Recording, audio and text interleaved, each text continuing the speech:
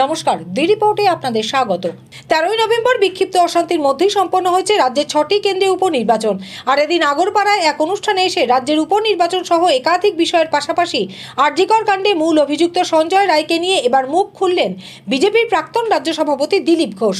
বিনীত গোয়েল তাকে ফাঁসিয়েছে। আরজিকর কাণ্ডে ধৃত সঞ্জয় রায়ের এই দাবির পরিপ্রেক্ষিতে দিলীপ ঘোষের বিস্ফোরক দাবি, সঞ্জয় নিমিত্ত মাত্র, আরজিকরের ঘটনার প্রমাণ লোপাটের ব্লুপ্রিন্ট তৈরি করেছেন মমতাই। সামগ্রিকভাবে কি বলবেন? সামগ্রিকভাবে যেভাবে এখানে নির্বাচন হয় সেভাবেই হয়েছে। বস্তুতায় এজেন্টদের নালে মেরে বার করে দিয়েছে। কালনাড়াতে এমপি গিয়ে গন্ডগোল করছে, তাকে বার করতে হয়েছে। তো এইসব নিয়েই হয়েছে নির্বাচন, যেরকম হয় আর কি। কতটা আশাবাদী নির্বাচনের ফলাফল বিষয়? না, যেমন হাড়োয়াতে, যেমন সিতাইতে কোনো লড়াই হয়নি, ভোটই হয়নি, একতরফা হয়েছে। বাকি জায়গায় লড়ছি আমরা জোরদার, দেখা যাক কি হয়। ভালো ভোট হয়েছে।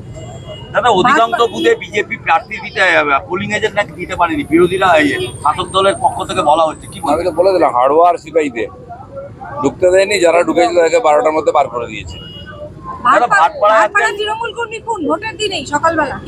ওটা কোনো খবর নয়। ভাটপাড়ায় খুন হবে না, বোম ফাটবে না, গুলি চলবে না, হতেই পারে না। ভোট হোক আর না হোক, ভাটপাড়া আর ভাঙড় একই ঘটনা, চলতেই থাকে। শাসক দল এর জন্য অর্জুন সিংকেই দায়ী করছে। অর্জুন সিংকে দায়ী করে কতদিন চলবে? শাসক দল কি করছে? মানে এমপি চেঞ্জ হয়ে গেল, কি পরিবর্তন হলো? তো এটা অ্যাডমিনিস্ট্রেশনের কাজ, এটা অর্জুন সিং এর কাজ নয়। অর্জুন সিং ওনার পার্টিতে চলে গেছেন, তখনও হিংসা হয়েছে। এদিকে এসছেন, তখনও হিংসা হয়েছে। অর্জুন সিং ফ্যাক্টর নেই, ফ্যাক্টর হচ্ছে ওখানকার পার্টি, টিএমসি এবং প্রশাসন। তারা চায় না ওখানে শান্তি হবে। মুখ্যমন্ত্রী আজকে উত্তরবঙ্গে বলে যে 365 দিনই ওনার দল নাকি কাজ করে। কি বলবেন? হ্যাঁ, সে তো বোঝাই যাচ্ছে, কাজ তো করেই, নাহলে এত কাটমানি উঠছে কি করে?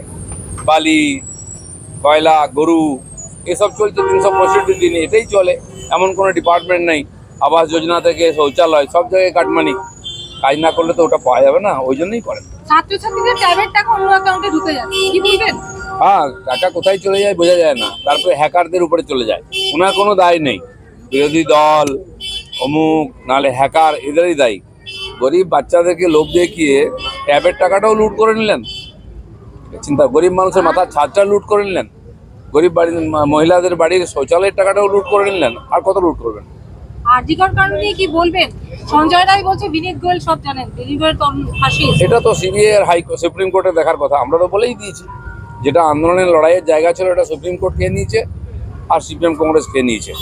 জাস্টিস দেওয়ার কাজ যেটা ছিল মমতা ব্যানার্জির, দরকার নেই, তিনি এভিডেন্সকেই শেষ করে দিয়েছেন। সেখানে এই আন্দোলনের শেষ হয়ে গেছে, কিন্তু যেহেতু দায়িত্ব সুপ্রিম কোর্ট নিয়েছে, তাকে জাস্টিস দিতে হবে। আগরপাড়া থেকে শ্যামল পাল এবং গৌতমী নাথের রিপোর্ট, দি রিপোর্ট। আরও বিভিন্ন খবরের আপডেট জানতে হলে অবশ্যই সাবস্ক্রাইব করুন দি রিপোর্ট চ্যানেলটি, কারণ আপনাদের একটা সাবস্ক্রিপশন আমাদের কাছে অত্যন্ত মূল্যবান। জয় হিন্দ।